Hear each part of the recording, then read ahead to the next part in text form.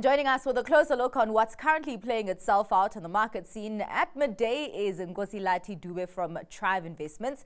Thank you so much for your time, Gilati. Now, quite interesting moves that we've seen on the markets. Of course, it is a new week of trading for March. We saw the US markets on Friday starting off the month on a high, reaching new record highs. Of course, we've seen this week after week.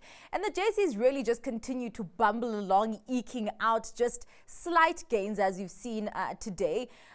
Is it a new month but same old sentiment? Well, thank you very much for having me, Nati. And yes, definitely we've been seeing quite an uptick in the US markets. We've been looking at the tech stocks, which have been driving sentiment pretty much. If you look at the businesses involved in artificial intelligence, that's specifically your chip makers, looking at the NVIDIAs, they've been continuing the upside momentum from the prior year. And you can tell that that investor confidence is still within the markets. But, if we look back home, we find that the JSE has been really stumbling across its path, and it's predominantly because some of the businesses are facing some downside pressures.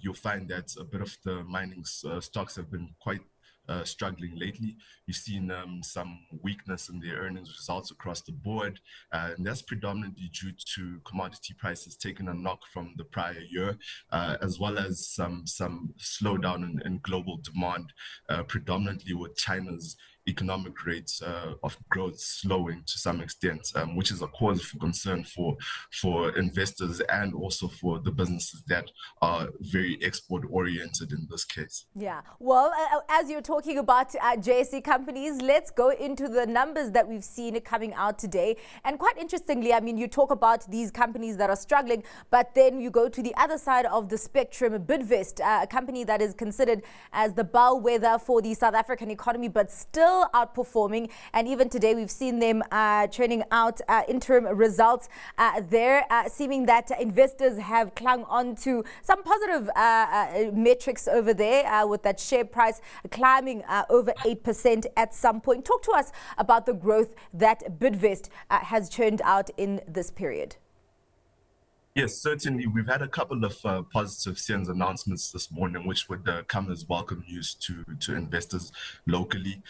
With Bidvest, we've seen that revenue has actually climbed 9% in its first half, up to 62 billion. And interestingly enough, its bottom line has followed that trend, rising by 12% to 6.5 billion. The business was able to execute consistently on its pipeline, which has helped it to essentially keep its earnings, its top and bottom line buoyant, and 5 out of the 7 divisions, which is a highlight, reported double-digit trading profit growth, which is quite an achievement for them. They cited good gross margins and essentially a good approach in managing the expenses as key factors for the positive results.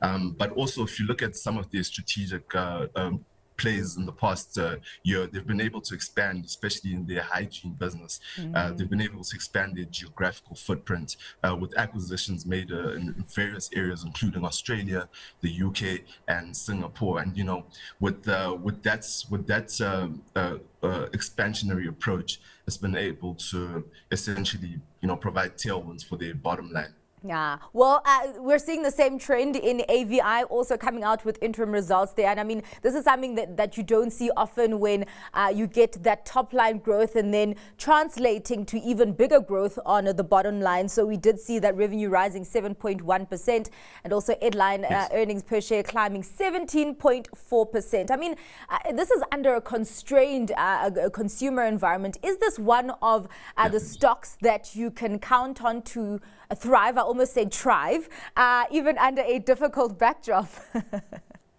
Yes, quite certainly. I think their strategic approach has been able to work out for them and essentially outdo some of the challenges that they face. Like you've mentioned, the consumer environment hasn't been the greatest locally and even globally, with inflation being so rampant and interest rates being high. It's kind of constrain the consumer a little bit.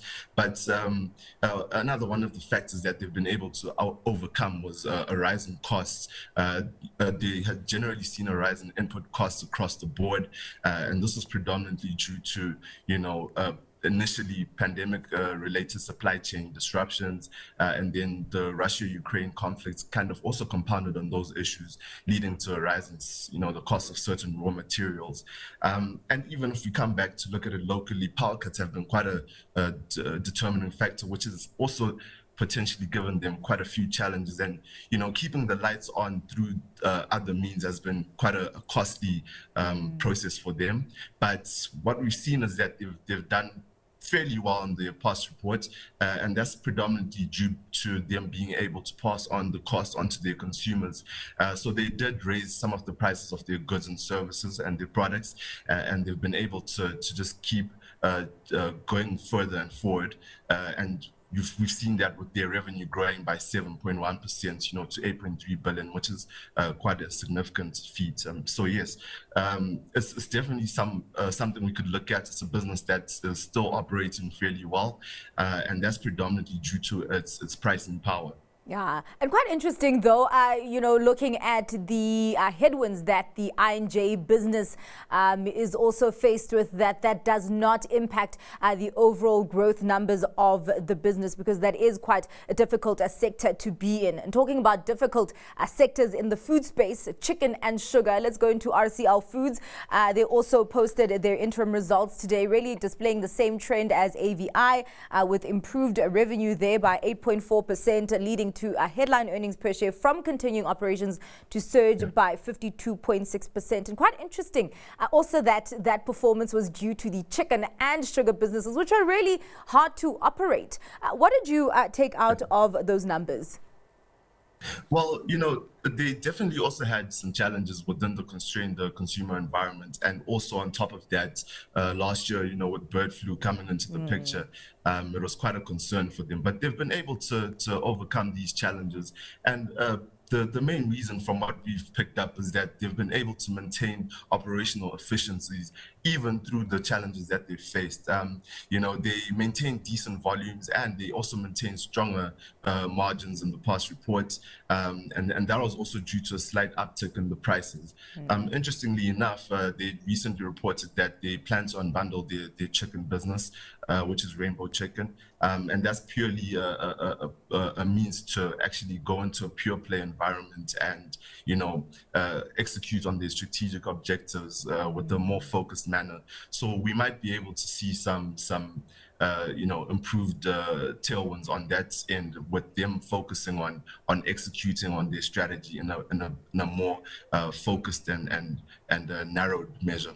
Yeah, it's quite interesting because Gilati, as much as I do understand that they've been embarking on this strategic, thing for a couple of years on their, chicken business, of course, that has benefited them, but now completely making it a separate business. And as we know, in an environment in which, chicken businesses like RCL Foods aren't really doing so well. I mean, what do you make of that and its prospects for success? Yeah, well, I think it comes down to, the economies of scale and their presence within the market. You could find that they will be able to get through to their customers much easier than most of their peers or their competitors. So I think it definitely boils down to their strategic play and the fact that they now want to focus on getting their business more aligned with the whole chicken business. I think it's a good step in their plans, and we could see some definite tailwinds in the future, and it will be one of those counters we need to pay attention to.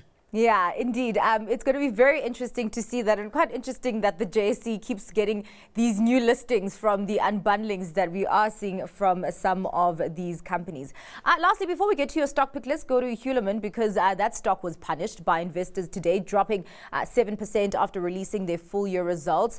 Just looking at that, does this maybe just emphasize the cyclicality of Hulan?